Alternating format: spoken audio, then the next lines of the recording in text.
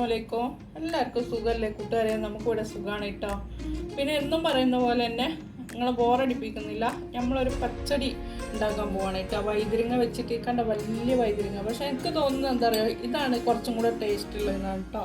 മറ്റേ വയലറ്റിനേക്കാളും എനിക്കിതാണ് ഇഷ്ടമായത് കേട്ടോ. അപ്പോൾ ഞാനിങ്ങനെ ഒരു വൈതിരിങ്ങ വാങ്ങിയിട്ടുണ്ട്. അപ്പോൾ അത് വെച്ചിട്ട് നമുക്കൊരു പച്ചടി ഉണ്ടാക്കും. അപ്പോൾ നിങ്ങളും വന്നോളിയും നമ്മളെ പച്ചടി കഴിക്കാൻ വേണ്ടിയിട്ട്. അപ്പോൾ എങ്ങനെയാണ് ഉണ്ടാക്കുന്നതെന്ന് എല്ലാവരും ഉണ്ടാക്കുന്നത് തന്നെ, പക്ഷെ ഞാൻ ഉണ്ടാക്കുമ്പോൾ ഒന്ന് കാണിക്കുന്നത് മാത്രം, നമുക്കൊരു വീഡിയോ ആവുമല്ലോ, അതാണ് നമ്മളെ ഉദ്ദേശം. അപ്പോൾ ഇത് കട്ട് ചെയ്യട്ടെ കേട്ടോ, ചെറുതായിട്ട് കട്ട് ചെയ്യാം. ഇങ്ങനത്തെ കിട്ടുകയാണെങ്കിൽ നിങ്ങളൊക്കെ ഒന്ന് വാങ്ങണം കേട്ടോ. എനിക്ക് വൈതിരിങ്ങ ഇതാണ് ഇഷ്ടം. കണ്ടോ പൂപോലൊക്കെ ഉണ്ട്, കണ്ടോ എന്ത് ഭംഗിയാ. അപ്പോൾ ഞാൻ അത് കട്ട് ചെയ്തിട്ട് കാണിക്കേ.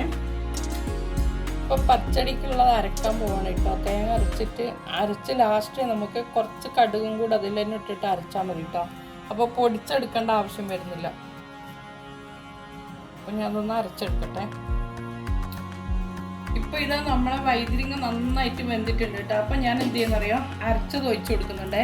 കടുക് കൂട്ടി അരച്ചതാണേ. കുറച്ച് കടുക് കുറേ ആയാൽ കഴിക്കും, അപ്പോൾ അതും കൂടെ കൂട്ടി അരച്ചിട്ടുണ്ട്. അപ്പോൾ അതിനോടൊപ്പം തന്നെ ഞാൻ ആ മിക്സിയിൽ തന്നെ എന്ത് ചെയ്യാന്നറിയോ, കട്ട തൈരുണ്ട്, അതും കൂടെ അടിച്ചു കൊടുക്കട്ടെ. തൈരാണ് കേട്ടോ.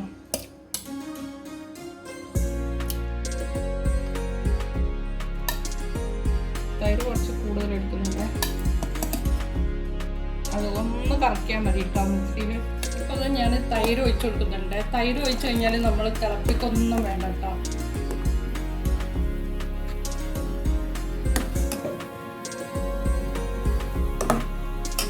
നമുക്ക് അടുപ്പ് ഓഫാക്കാം. നമ്മൾ പച്ചടിക്ക് വേണ്ടിയിട്ട് ഞാൻ കടുക് കാച്ചി വയ്ക്കാൻ പോവാണ്. അപ്പം മുളക് ചെറിയ മുളകാണ് കേട്ടോ, വലിയ വറ്റൽ മുളകില്ല. അതുകൊണ്ട് നമ്മൾ ചെറിയ മുളക് ഇട്ടിട്ടാണ് കാച്ചെടുക്കുന്നത്. നമുക്ക്